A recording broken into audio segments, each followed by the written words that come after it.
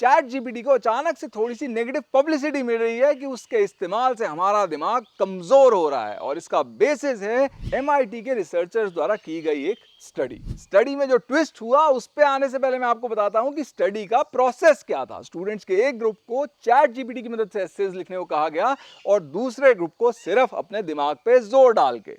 और स्टडी के निष्कर्ष के लिए ना सिर्फ एसेज को कंपेयर किया गया बल्कि एसेज लिखने के दौरान स्टूडेंट्स के ब्रेन की जो गतिविधि थी उसको भी कंपेयर किया गया। अब एक पॉइंट तक तो निष्कर्ष वही निकला जो आप शायद गेस कर सकते हैं। चैट जीपीटी वाले एसेज बेशक फैक्चुअली करेक्ट थे, लेकिन उनमें डेप्थ नहीं थी, ओरिजिनलिटी नहीं थी, और एसेज लिखने के दौरान दिमाग काफी कम इस्तेमाल हुआ। भाई जाहिर बात है, कैलकुलेटर आने के बाद हमारी मुंह जबानी कैलकुलेशन करने की क्षमता कम हुई।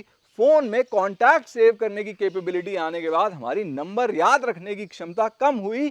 तो चैट जीपीटी के आने के बाद हमारे सोचने की क्षमता कम होगी ही। जो स्टडी में ट्विस्ट आया वो थोड़ा ध्यान देके सुनने वाली बात है।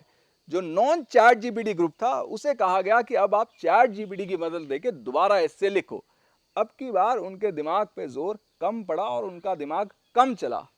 लेकिन जो चैट जीपीटी ग्रुप था, जब उसे कहा गया कि अब आप बिना चैट जीपीटी की मदद से एस्से लिखो, तो उनका दिमाग इतना कुंद हो चुका था कि वो चला ही नहीं। तो 100 बातों की एक बात कि ना सिर्फ चैट जीपीटी के इस्तेमाल के दौरान, उसके बाद भी हमारी सोचने समझने की क्षमता कम हो जाती है। लेकिन मेरा मानना यह है कि समाज का एक बड़ा वर्ग वैसे ही सोचने में विश्वास नहीं रखता, क्योंकि उसके लिए दिमाग पे जोर डालना पड़ता है और उसको होता है कि भाई किसी किताब या किसी गुरु से वो सोच समझ उधार पे ले। तो भाई जिसकी सोचने की क्षमता विकसित ही नहीं हुई वो चैट जीपीटी के इस्तेमाल से क्या खाक खोएगा।